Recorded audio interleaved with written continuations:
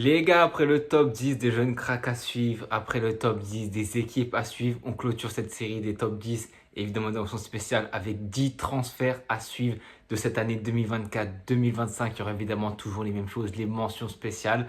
Au moment où je tourne la vidéo, on est le 16 août, donc j'ai peut-être des joueurs qui entre le 16 et le 31 pour la plupart des mercatos ont été réalisés, mais je pense que les plus gros transferts sont déjà faits. On va les évoquer aujourd'hui. Maintenant, les gars, c'est parti. On va commencer en top 10 avec la première équipe qui était dans mon top 10 des équipes à suivre, même si j'aurais peut-être dû mettre West Ham à la place comme je l'avais évoqué. Mais c'est bien Amadou Onana, la recrue la plus chère de Aston Villa, de l'histoire de Aston Villa, 60 millions d'Everton, un contrat jusqu'en 2029, 22 ans, droitier, 1m95, national belge, 17 caps avec le Belgique. On le connaît déjà, en tout cas moi je le connais déjà, un milieu défensif central qui peut jouer aussi central. C'est plus un récupérateur, formé à Hambourg il me semble, passé par Lille, récemment Everton et maintenant pour cette saison Aston Villa. Il change pas de championnat, il a fait déjà 2 saisons en PL avec Everton. Maintenant il va à Aston Villa, une équipe qui va très bien jouer, une équipe où il va devoir remplacer un Douglas Luiz parti à la Juventus. Vu son prix et vu pourquoi ils l'ont acheté, il sera évidemment titulaire indiscutable, soit dans le 4-4-2 ou dans le 4-2-3-1 de Julien Lopetegui, il me semble. Donc on verra comment il va être articulé, soit dans un double pivot, dans le 4-4-2 ou une pointe basse. En tout cas, il sera le récupérateur principal de cette équipe. Quatrième recrue la plus chère de ce mercato, un vrai prospect belge dans l'agressivité, beaucoup d'activité, aussi de justesse technique, à la relance, super sens de récupération. Non, franchement, c'est un profil typique milieu défensif centraux qui récupère des ballons. C'est un vrai step pour sa carrière, pour confirmer les talents et l'espoir qu'on met en lui en tout cas, parce qu'il a 22 ans, il est très très prometteur, il a déjà prouvé en première ligue avec Everton. Voilà, c'est un grand step, il va devoir remplacer un Douglas Luiz, aussi bien à la récupération qu'aux apports offensifs. Pour moi, il y a très peu d'échecs dans ce transfert, un championnat qu'il connaît, une équipe qui va forcément bien tourner, peut-être un petit peu de pression au début, mais voilà, il faudra être tranquille avec lui, mais ça peut être un futur prospect. On passe en numéro 9 avec une recrue du Paris Saint-Germain, c'est Willian Pacho de Francfort, il me semble, pour 40 millions d'euros, contrat jusqu'en 2029, défenseur central gauche dans une défense à 3 ou central gauche dans une défense à 2, 22 ans, gaucher, 1m96, équatorien, s'escape avec l'Équateur. Il a 22 ans, il est jeune comme Amadou Onana, une grande marque de progression en concu avec Beraldo qui a fait l'unanimité cette saison. Il peut s'instaurer avec un Skriniar qui est vieillissant et qui, dès Mathieu Mikolo que j'entends, il a l'air catastrophique, Hernandez qui est blessé. Il peut dorénavant, dès ce début de saison, s'instaurer dans cette défense centrale du PSG aux côtés d'un Marquinhos. C'est un peu jeune certes, ça manque forcément d'expérience avec Francfort, c'est un énorme step. Mais voilà, avec un groupe de qualité, avec un coach comme Luis Enrique, je ne doute pas qu'il puisse le faire bien jouer. Un défenseur central rapide, fort dans les duels, il fait 1m87, donc franchement dans les contacts aériens, il les maîtrise très très bien. Des qualités de tacle aussi à la récupération, très dur, très athlétique, il a l'air d'être très endurant. Franchement, c'est un profil que le PSG n'a pas en défense centrale, je trouve, avec un Marquinhos qui l'a quand même un petit peu. Mais là, c'est un jeune défenseur central prometteur d'Équateur. On connaît ce vivier équatorien qui peut nous dénicher plusieurs pépites. Et là, franchement, c'est une vraie pépite à suivre. Ne pas lui mettre trop de pression parce que la Beraldo qui vient du Brésil subit beaucoup de pression. C'est peut-être pour ça aussi qu'il ne répond pas forcément aux attentes, en tout cas la première saison. Là, on va voir si William Pacho va pouvoir s'imposer de la rotation, je pense, et surtout en tant qu'un rôle de titulaire, je pense, à la place peut-être d'un Skriniar, comme je dis, ou de Hernandez qui est blessé, et d'un Beraldo qui ne convoit pas forcément en défense centrale avec Kimpembe qui est toujours blessé. Donc on verra comment William Pacho va s'instaurer avec le PSG, si elle va pouvoir gratter une place de titulaire au fil de la saison. Parce que franchement, ce défenseur central à suivre, parce qu'il peut être vraiment très très intéressant. Le plus vieux joueur de ce top 10, évidemment, Joao Palhinha, 29 ans, du Bayern Munich, passé du coup de Fulham au Bayern Munich dans ce mercato pour une cinquantaine de millions d'euros, contrat jusqu'en 2028. Le Bayern le veut depuis voilà, peut-être un an. Fulham était bien trop gourmand, ils ont dû attendre une année de plus pour pouvoir faire baisser le prix, 29 ans, un pur récupérateur, un milieu défensif de métier, 1m90, portugais, 31 avec le Portugal, il est très très expérimenté, notamment par ses passages à Fulham, au Sporting Club Portugal, il me semble. Donc voilà, c'est franchement un profil qui manque au Bayern Munich, aux côtés d'un Kimmich. Je pense qu'il pourra faire beaucoup de bien avec Leon Goretzka aussi, il sera en concurrence aussi avec le jeune Pavlovic. Donc on va voir, je pense qu'il y a une place déjà de taille, une place mi-libre pour Paulinho qui peut vraiment se décanter dans ce milieu de terrain et apporter énormément de qualité défensive et offensive. Un cadre à ce poste depuis quelques années, quand on peut voir les stats et même si tu vois les matchs, j'ai pas vu beaucoup de matchs de Fulham, mais voilà, j'ai vu un petit peu de séquences de Paulinho, de matchs aussi de Fulham, j'en ai eu certains, mais franchement, il a de belles qualités, les stats avancées sont complètement phénoménales. C'est un step dans sa carrière, à 29 ans, il passe sûrement le dernier step de sa carrière, qui passe du Sporting à Fulham et maintenant au Bayern Munich pour voilà, une expérience dans un autre pays, une expérience peut-être européenne parce qu'il n'a jamais connu peut-être avec Sporting des compétitions européennes avec le Bayern, il peut en avoir. Il peut aussi compléter son Amara Trophée. Donc franchement, c'est un ralisseur de ballon, dur sur l'homme, rechigne pas à l'effort. Le mec, franchement, le mec, c'est un profil typique Bayern Munich. Je viens de vous dire, la mentalité allemande. Sous compagnie, ça peut vraiment bien tourner. Un gros volume de jeu défensivement, un des meilleurs défensivement dans notre registre et même offensivement, il peut apporter. Donc franchement, il se fait très peu passer. Et franchement, hâte de voir ce qu'il va donner sous le Bayern Munich de compagnie. Un poil cher vu son âge quand même, 50 millions, 29 ans. Déjà, si tu veux le revendre, la marge, elle sera vraiment pas terrible et tu vas forcément en perdre. Tu assures un rôle déjà incroyable avec la qualité qu'il a. Tu l'achètes pas pour avoir une plus-value après, mais tu veux des résultats à l'instant T. C'est pour ça qu'on va suivre attentivement les débuts de Paulinho et toute son ascension avec le Bayern Munich. Pour le top 7, on passe à un défenseur italien qui a fait forte sensation dans cet Euro. C'est évidemment Riccardo Calafiori qui part de Bologne pour Arsenal pour 45 millions d'euros, 22 ans, défenseur central gauche, qui peut aussi jouer à droite, 1m88 pardon, avec l'Italie c'est 5 caps, dont évidemment cet Euro incroyable. Il peut dépanner DG après Bâle, après la Roma où il a subi une grosse blessure ligament croisé, on a cru qu'il allait jamais revenir, il est passé par une dépression, mais au final il se relance dans le Bologne de Thiago Motta qui a très bien fait tourner, qui du coup l'a révélé, l'a remis en forme et ensuite à l'Euro il a pu montrer tout l'étendue de son talent et c'est pour ça que Arsenal a tapé à la porte et l'a recruté avec Arteta aux côtés d'un Saliba. Ça peut être énervé, la charnière peut faire très très mal en backup, t'as un Gabriel aussi, donc franchement non c'est incroyable, une grosse passerelle hein. Après l'Euro ça va un peu vite pour lui hein. Tu passes d'un minimum inconnu de Bologne, tu te mets sous feu des projecteurs à l'Euro, ensuite t'as Arteta qui tape à ta porte, t'as Arsenal, donc franchement ça peut être un step déjà important. Il va découvrir la Ligue des Champions. Inquiétude, c'est évidemment ses blessures, hein. Le ligament croisé à la Roma, il y a encore beaucoup d'autres blessures au début de sa carrière, il n'a pas été exempt des blessures. Il a une grosse force mentale, on ne peut pas le nier, après avoir vécu des prêts, des grosses blessures, il aurait pu chuter à maintes et maintes reprises. Cette saison est la saison de la révélation, ça prouve qu'il est mentalement prêt, qu'il a les nerfs d'acier, qu'il pourra trouver une place à Arsenal. Ça se trouverait quand même peut-être un des futurs meilleurs défenseurs centrales de cette nouvelle génération sous Arteta. En plus, un profil qui va être très cohérent sous Arteta, déjà défensivement c'est très bon. Il a des vraies qualités en première rampe de lancement pour porter le ballon, pour casser des lignes. Franchement, il va être très très important de cette défense. Et à la relance, on le sait qu'Arteta aime les gardiens qui savent relancer, aime les défenseurs qui ont du ballon. Et là, avec Calafiori, il a trouvé son bonheur. Donc voilà, on espère que la PL ne va pas le tuer physiquement parce que c'est un défenseur très très intéressant. Et puis l'aura, le charisme, le mec, on le sent bien sur Maldini. Bon, que par le charisme, même si j'ai pas eu la chance de voir Maldini jouer. Je sais pas si elle s'en rapproche de son niveau. Les gars, les anciens qui vont regarder cette vidéo, dites-moi en commentaire s'il s'approche, entre guillemets, même s'il est encore jeune, du niveau de Maldini ou de Nesta. On a parlé de Calafiori, on va parler de son ancien coéquipier Joshua Zirkzee, 23 ans de Manchester United,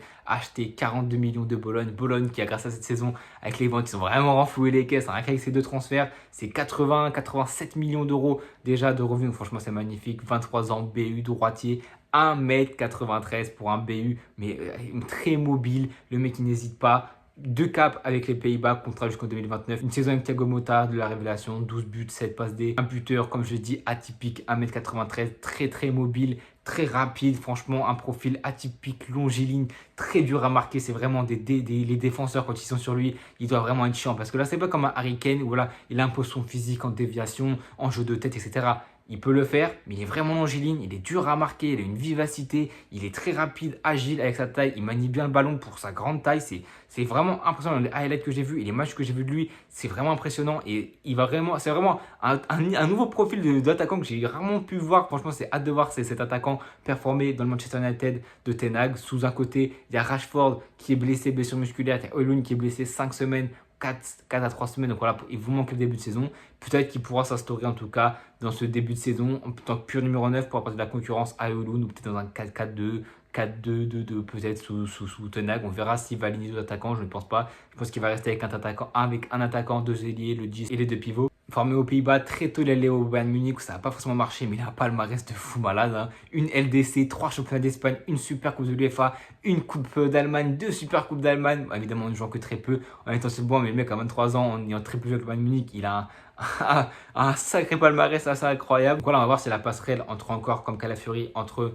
la Serie A, Bologne et la PL, l'intensité de la PL et tous les matchs qu'ils vont devoir jouer ne va pas un peu le tuer. Mais bon, il y a quand même beaucoup de rotation qui va être fait dans cette équipe de Manchester United avec un Højlund, avec un potentiellement Zirkzee. Donc franchement, hâte de voir son adaptation à la PL. En numéro 5, j'en ai parlé au début de la vidéo, c'est Douglas Luiz qui du coup est parti de Aston Villa pour la Juventus pour 50 millions d'euros, 26 ans, 1900 euros. droitier, 1m78 brésilien. Il est passé par Gérone, il est passé par Aston Villa et maintenant il découvre la Serie A avec la Juventus. Il va découvrir aussi la LDC avec la Juventus. Il aurait pu rester, il a découvert Aston Villa, il a préféré rejoindre sa femme et du coup aller à la Juventus. La prépa au niveau de Thiago Motta, ça va sûrement être un 4-2-3-1, donc il sera sûrement dans le double pivot avec un mec beaucoup plus défensif ou peut-être en 10. On a vu, il était des fois à côté de Locatelli, il était des fois dans un poste de numéro 10 et du coup en piston c'est Locatelli qui est French Thuram. Donc je pense que ce milieu à 3 va beaucoup, voilà, ça va beaucoup permuter, sauf un Locatelli qui sera vraiment, je pense, un des plus défensifs parce qu'on sait que Douglas Luiz, c'est un milieu centraux. Il apporte énormément offensivement, mais défensivement, c'est pas forcément son fort, même s'il peut le faire. Donc, à de voir comment Thiago Motta va articuler son milieu de terrain. Mais franchement, la Juventus qui fait 2 recrues incroyables au milieu de terrain, ils ont quasiment posé 80 millions sur Kefren et sur Douglas Luiz. Donc, franchement, hâte de voir. En plus, ça part fort du coup de Miners de l'Atalanta. Ça va bientôt se faire parce que l'Atalanta va craquer parce qu'ils peuvent pas arrêter dans une situation où le joueur ne veut pas s'entraîner, il ne veut pas jouer. Donc, franchement, ça va se faire. Et là, ils vont avoir un vrai milieu de terrain avec une vraie défense, une vraie attaque pour redécouvrir la Ligue des Champions. Ça va être vraiment intéressant. Le 7e transfert le plus cher de ce mercato, un joueur qui offensivement évidemment crée beaucoup de dangers. C'est pour ça que je ne vais pas forcément défendre, même si quand même il est très complet, il a beaucoup de retours défensifs, il sait très bien défendre, des grosses interceptions, un gros volume de jeu. En tant que milieu centre pur, il peut vraiment tirer son épingle du jeu dans ce milieu de terrain sous Thiago Motta. Une vraie perte pour Aston Villa, mais un vrai renfort de taille pour la Juve de Thiago Motta. Donc hâte de voir s'il va réussir. Je ne doute pas qu'il va réussir à s'incorporer à la Serie A et à la Juventus. En 4e position, on s'approche du podium, on a Michael Olise, 22 ans. Il y a beaucoup de jeunes, il vient de faire une passerelle de Crystal Palace au Bayern Munich, ce n'est pas n'importe quoi. Pour 53 millions d'euros, 22 ans, qui sort d'un JO incroyable, attaquant droit, droitier, 1m84, français, mais il a 0 cop avec la France, mais avec les JO, il a joué quasiment tous les matchs, 2 buts, 5 passes D, 6e plus gros transfert de ce mercato, saison à 10 buts, 6 passes D en 19 matchs, 14 matchs de ton titulaire à cause de 2 blessures au début de cette saison. Osisco, donc un truc à surveiller s'il y a des blessures Osisco qui arrive aussi jeune, peut-être que ça va perdurer dans le temps, mais quand tu vois ses stats avancer avec le peu de matchs qu'il a eu à jouer, c'est extraordinaire. Tu vois qu'avec lui, tout est facile, les dribbles, la percussion. C'est pas un joueur qui va prendre la profondeur, mais c'est un joueur qui peut dans les demi-espaces, par sa qualité de passe, de remise, de dribble, d'accélération dans les petits espaces. Il peut franchement arriver à se décanter de situations vraiment périlleuses. Il a une super qualité de dribble, virevoltant, très percutant. C'est pas le plus rapide, mais balle au pied. Il vient tout de suite plus rapide. C'est un joueur vraiment particulier, vraiment sensationnel, très jeune, un profil que le Bayern n'a pas forcément, parce qu'avec les élites qu'ils ont, c'est des Coman, des Gnabry, des Sané, des mecs, des virevoltants, des mecs qui vont vite. Mais là, tu as un Olise qui va moins vite, mais qui a beaucoup plus de maîtrise et de tenue de ballon et qui peut vraiment te calmer le jeu et qui peut te gérer les temps forts, temps faibles. Donc franchement, Olise, attention parce qu'il peut être vraiment très très intéressant. Il peut être cette pièce manquante du Bayern Munich. On l'a vu dans les JO, hein, Henry l'a placé en tant que numéro 10 dans le cœur du jeu pour toucher beaucoup de ballons. On a vu qu'il a réussi à créer des occasions, à faire des passes décisives. Donc franchement, un joueur très très intéressant dans le demi-espace. C'est pas un joueur de côté, c'est plus un joueur de demi-espace qui revient à l'intérieur pour enrouler de son pied gauche. Donc franchement, avec une super qualité de frappe, c'est un joueur dangereux. Un joueur sur qui le danger peut venir de moult manières. Donc franchement, hâte de voir son adaptation au Bayern Munich. Grosse passerelle de Crystal Palace au Bayern Munich, mais je ne doute pas qu'il va s'incorporer dans cette équipe. On passe maintenant au top 3 avec une recrue, la première recrue de Hansi Flick sous l'FC Barcelone, c'est Dani Olmo, 26 ans, l'Espagnol qui est déjà passé par l'FC Barcelone en U16 et en U18, il me semble, 26 ans, ailier gauche, ailier droit, MOC, bref, il peut faux neuf, il peut jouer dans tous les flancs de l'attaque, droitier, 1m79, 39 caps avec l'Espagne, 11 buts avec l'Espagne, avec un Euro incroyable où il a marqué 3 buts, une passe décisive, où il a été décisif à tous les matchs de phase finale. En remplacement de Pedri, il a été excellent, exceptionnel franchement, et on l'a eu à Bernardo dépend. Je trouve malheureusement que ça trouve pour le Barça, je suis peut-être pas du tout objectif, mais je trouve que ça ressemble un peu à la fausse bonne idée, biaisé par son excellent Euro, un joueur de Leipzig qui n'a pas été régulier, qui a jamais monté de la régularité, notamment aussi à cause de blessures, mais quand il appelle blessure, c'est 8 buts, 5 passes D, blessé beaucoup, souvent au cours des dernières saisons, à part voilà les éclats comme le triplé en Super Coupe d'Allemagne ou quelques phases à l'Euro, quelques actions, quelques similitudes, voilà, dans les petits espaces, il arrive à se débloquer parce qu'il est très vif, très fin techniquement, et face à un bloc bas, c'est sa plus grosse qualité, c'est qu'il peut te trouver des angles de passe, il peut te proposer des courses, il peut ouvrir des brèches pour ses coéquipiers. C'est pour ça aussi, je pense que l'FC Barcelone l'a recruté, mais je pense pas que ce soit une aussi bonne proposition, une aussi bonne qualité que Nico Williams aurait pu t'apporter, qui coûtait à peu près le même prix, sachant que Nico Williams, c'était sa clause libératoire, bon, tu vas attendre un an parce qu'il va absolument venir, t'as pas forcément les fonds nécessaires pour les prendre les deux en même temps, donc je pense que le Barça va devoir attendre un an, sauf catastrophe s'il va à un autre club, mais je ne pense pas. Donc ouais, je pense que ça ressemble un peu à une fausse bonne idée, même si un peu 55 millions à 26 ans, tu peux pas attirer de plus-value financière, donc franchement, Attention, je pense qu'il a de la qualité évidemment, mais il n'a jamais montré de la vraie régularité. Donc peut-être que ce sera au FC Barcelone, dans son club formateur, qui va pouvoir montrer cette régularité qu'il n'a jamais montré à Leipzig et que ce soit au Dynamo. Donc franchement, hâte de voir sa venue au FC Barcelone qui va se faire plomber par ses coéquipiers au niveau du jeu global que propose le FC Barcelone. Par contre, avec Hansi Flick, ça va être différent parce que lui, c'est un vrai entraîneur qui sait manier des hommes et franchement, il sait mener une équipe à la victoire. Et on l'a vu avec le Bayern Munich en LDC et en Bundesliga. Franchement, hâte de voir ce que Danilo va valoir, même si je trouve que ça ressemble quand même à une fausse bonne idée. Comparé à Julián Alvarez, qui lui, ça ressemble à tout sauf une fausse bonne idée, 24 ans, qui arrive de Manchester City pour 75 millions d'euros plus 1 million en bonus à l'Atlético Madrid, le transfert monétaire le plus cher de ce mercato, 24 ans, BU, peut jouer MOC. On l'a vu en son derrière Erling droitier, 1m70, 36 cap avec l'Argentine, dont 9 buts, un joueur qui mérite beaucoup plus d'attention, un petit peu éclipsé, c'est vrai, par toutes les superstars qu'il y a à City. C'est aussi pour ça, je pense, qu'il a quitté City au profit de l'Atlético Madrid, où il pourrait devenir le 9, l'attaquant star, le 9 sur qui il va avoir toute la pression et sur qui il doit marquer les buts. Bon, un palmarès qu'on a pu présenter, même si voilà, il est très jeune et qu'il a vraiment été titulaire. Voilà, une Coupe du Monde, deux Copa, une Finalissima, c'est quoi, c'est une LDC, deux PL, une Coupe du Monde des clubs, une Super Coupe de l'UEFA, une FA Cup. Franchement, il part de City, pas que pour du temps de jeu, parce qu'à City, il a eu du temps de jeu. C'était le joueur de City le plus utilisé en PL, 36 matchs sur 38 possibles, 31 en tant que titulaire, 19 buts et 13 passes décisives en 50 matchs sous compétition confondue. Le plus gros problème, c'est que ça n'a pas été à son poste. C'était un soutien d'Erling Haaland en 10, où il était vraiment mobile. En remplacement de Kevin De Bruyne, qui était blessé la majeure partie de la saison, De Bruyne est revenu. Et on a vu que tout de suite, Alvarez a eu moins de temps de jeu à la fin de saison dernière.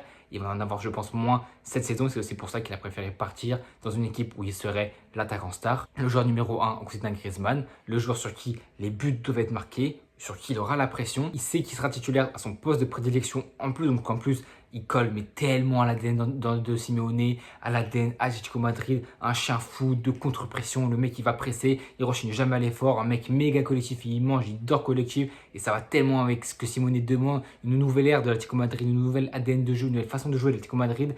Et avec les refus que l'Atlético Madrid se fait, Julián Alvarez sort l'autre, Conor Gallagher, même si c'est un petit peu compliqué de ce que j'ai pu lire. Et Robert Lenormand, c'est franchement un des transferts très très intelligents, un mercato très très intelligent de Simeone et l'Atlético Madrid, et mené par Julián Alvarez, qui va être maintenant le porte-étendard, la star, l'attaquant vedette numéro 1 sur qui les buts doivent marquer. La pression, elle va glisser sur ses épaules. Je pense que c'est qu'une aubaine pour Julián Alvarez, pour l'Atlético Madrid. Un petit peu moins pour City qui perd franchement un homme fort, même s'ils se sont renforcés. Franchement, donc Julián Alvarez, ça va être très très très très bon et hâte de voir le ravage qu'il va faire en Liga. On clôture évidemment ce top 10 avec l'inévitable Kylian Mbappé, la saga qui dure depuis des années, 25 ans, qui rejoint le Real Madrid pour la somme symbolique de 0 €. Avec le plus gros transfert par contre médiatiquement, ça il n'y a même pas de question à se faire. On l'a vu avec son premier match de Super Coupe de l'UEFA où il a déchaîné les passions, il a marqué pour son premier match au Real Madrid, premier but et premier trophée. Donc franchement, c'était incroyable pour lui, une soirée bien remplie pour lui. Et pour le Real Madrid, une saison stratosphérique, hein, 44 buts en 44 buts, 10 passes décisives, pardon, avec le Paris Saint-Germain.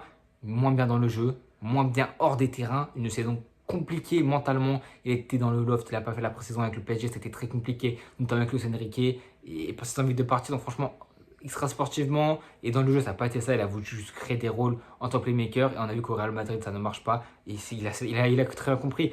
Dans ce match contre le Super Coupe de l'UEFA, on peut faire une généralité, on ne va pas se baser que sur ce match pour se baser sur toutes les prochaines références, les prochains matchs qu'il va pouvoir disputer au Real Madrid. Mais on a vu un Mbappé défensif, qui a tiré aucun coup de pied arrêté, qui a marqué, donc ce qui attend d'un numéro 9, qui a permuté, qui a pris les espaces, qui a essayé de dribbler, de provoquer, qui a réussi en plus, qui a pris de vitesse. Et franchement, tout ce que j'en ai Mbappé, il a répondu à mes questions, il n'a pas forcément été stratosphérique, il n'a pas fait de choses extraordinaires.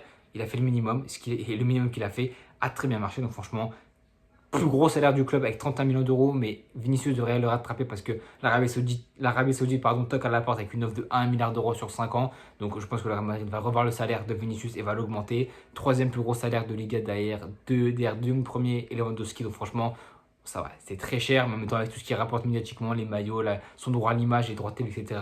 C'est une plus-value exceptionnelle pour le Real Madrid qui construit une nouvelle ère galactique qui j'espère bien se passer pour moi le Real Madrid et pour les joueurs pour qu'ils essaient de gagner un maximum de trophées. J'attends d'Mbappé évidemment beaucoup de buts, de passes décisives et de trophées à son actif. Donc voilà les gars, le plus gros est fait, les top 10 de mes joueurs à suivre, des transferts à suivre cette saison. Il y en a évidemment beaucoup, c'est pour ça qu'il y a des mentions spéciales. On va commencer directement par Artem Dovbyk qui a fait une grosse saison, la saison de la révélation à Gérone, qui part pour 35-40 millions à l'AS Roma. On verra s'il va réussir, j'en ai parlé tout à l'heure. Marcus Thuram à la Juventus et Romain Lenormand à l'Atlético Madrid. On passe à Füllkrug qui sort une grosse saison avec le Borussia Dortmund qui du coup qui part à West Ham pour il me semble une vingtaine de millions d'euros. Yann Mansen aussi qui a fait une grosse saison à Dortmund qui était prêté à Chelsea et qui du coup maintenant est à Aston Villa pour une quarantaine de millions d'euros. Yann Couto, grosse saison avec Gérone qui du coup renforce Dortmund pour une trentaine de millions d'euros, une quarantaine de millions d'euros pour Dortmund. Alex Garcia de Gérone, on parle beaucoup de Gérone depuis tout à l'heure, mais c'est normal, ils ont eu de grosses pépites. Et Savio est évidemment dans le 10 des cracks à suivre qui sera dans la description. Mais voilà, je reviens à Yann Couto, Alex Garcia qui du coup rejoint Leverkusen de Xabi Alonso qui va très bien tourner avec un Belusson qui arrive aussi et un Martin Terrier aussi qu'il faut suivre. Avec Conceição qui signe officiellement à Porto après un prêt. On verrait la révélation entre guillemets de cet euro, donc on verra s'il pourra continuer sur sa lancée avec son père sous ses ordres. On a Safonov aussi, le gardien du PSG, 40 millions en doublure, tout droit venu de Russie, qui du coup va doubler Gianluigi Donnarumma devant Tenas qui avait pourtant pas été mauvais.